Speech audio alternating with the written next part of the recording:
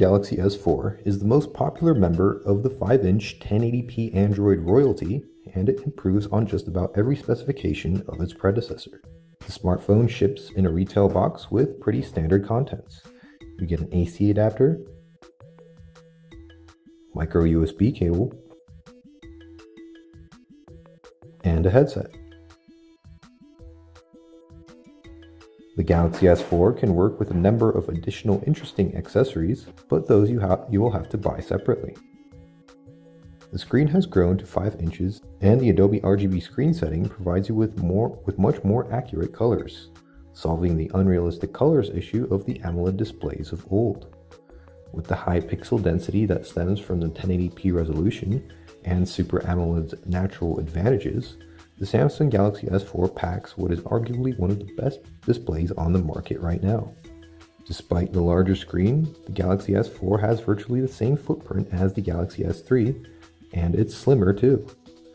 The size of the new Samsung flagship also compares favorably to that of the HTC One, even though the HTC smartphone packs a smaller 4.7-inch screen. The plastic used for the Galaxy S4 has a hyperglaze finish similar to that of the Galaxy S3, but with a new, more sophisticated texture that changes depending on the angle you are looking at it and the available light. It's not the most attractive smartphone around, but it's quite practical as it helps keep the weight in check while allowing Samsung to keep the user-replaceable battery and expandable storage.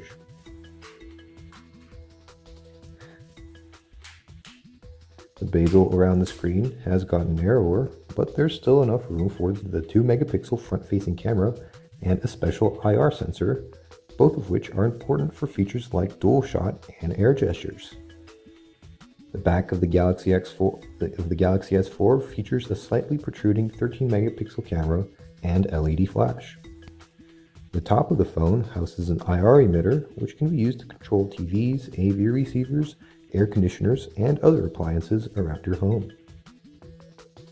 The Samsung Galaxy S4 launches with Android 4.22 Jelly Bean, the latest publicly available version of the Google platform, and it packs the latest batch of exclusive software from Samsung.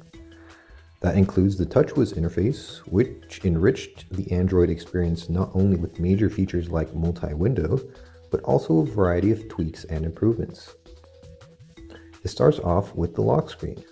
It has widgets, a new feature in Android 4.2, and beautiful photos from TripAdvisor, which change automatically. The shortcuts on the bottom of the screen are disabled by default. The special favorite apps widget on the right has taken their place. You can re-enable them and switch the right widget to the camera as the default Android behavior. The home screen is virtually unchanged, save for a few widgets. Home screen panes can be managed with the usual pinch gesture, and you can have anywhere between 1 and 7 of them. One small change we noticed shows up when adding shortcuts or widgets to the home screen. Small thumbnails of all home screen panes show up at the bottom, complete with the silhouettes of the widgets on them. This makes finding an empty spot for the new widget so much easier. The notification area has been tweaked too. The usual arrangement of toggles, screen brightness slider, and notifications is still in place, but you can view all toggles at once, similar to Android 4.2. To access the full list of toggles, you need to either push the dedicated button when you have opened the notification area already, or simply perform a 2-finger swipe.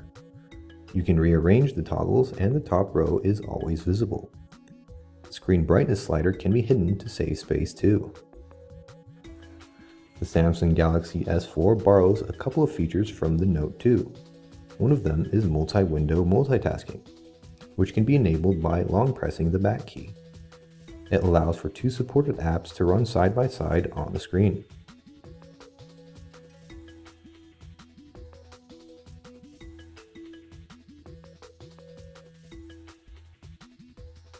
Another is Air View. Basically, it turns your finger into an S Pen. You can hover your finger over an item on the screen to view more info, for example the text of an SMS, the calendar appointment text, photos in a folder, and so on.